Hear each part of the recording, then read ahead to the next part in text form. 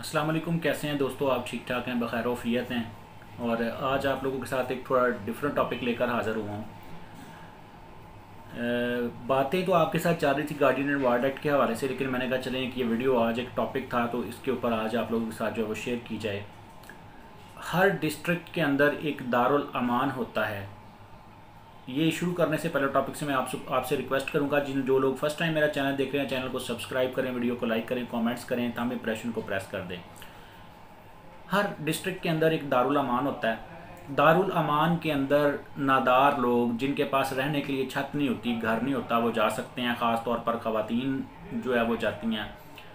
दो बेसिक और फेमस तरीके हैं दारुल अमान के अंदर जाने के। वहाँ से वापसी का तरीका भी आपको साथ में बताऊँगा। कोई खातून दारुल अमान के पास जो है वो दारुल अमान चली जाए, खुद ही जाके इंचार्ज को रिक्वेस्ट करे कि मेरी जान को ख़तरा है, इज़्ज़त को ख़तरा है, मुझे रहने के लिए मेरे पास घर नहीं है। तो वो एक ड्यू प्रोसेस के साथ, जो उनका एक प्रोसेस है अकॉर्डिंग टू लॉ, कि वो उसका अंदराज करते हैं, आईडी कार्ड की कॉपी या एड्रेस लेकर, उसकी शादी हुई है नहीं हुई, कहाँ रहती है, किसकी बेटी है, जो पार्टिकुलर्स उनको चाहिए होते हैं वो लेकर के उसको जो वो अपने पास एडमिट कर लेते हैं।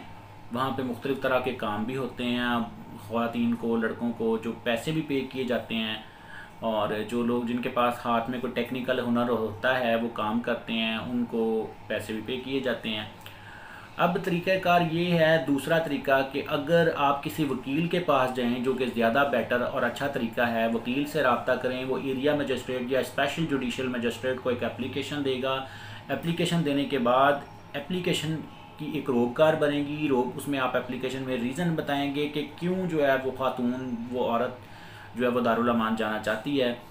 तो जब रीज़न आप बताएंगे, फिर जज साहब जो हैं वो रोबकार जारी करेंगे, ऑर्डर करेंगे उनको, और वो खातून जो है उसको एक लेडी पुलिस कांस्टेबल जो है वो दारुल अमान में छोड़ के आएगी। दारुल अमान में जाने के बाद अब अगर वो खातून वहाँ से आज़ाद होना चाहती है, वापस आना चाहती है, तो उसके लिए आपको वकालतनामा वहाँ भिजवाना होगा थ्रू क्लर्क।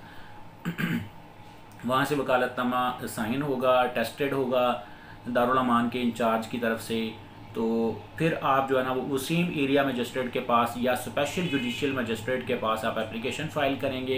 एप्लीकेशन फ़ाइल करने के बाद एक रोबकार बनेगी। दूसरे दिन उस खातून को तलब किया जाएगा। तलब करने के बाद आप जो हैं उसको वहाँ पे मुनासिब रीज़न जो है, मकबूल रीज़न जो है वो बताई जाएगी। तो ख़ातून को ज़्यादातर जज साहिबान जो है इस तरह से रिहा कर देते हैं।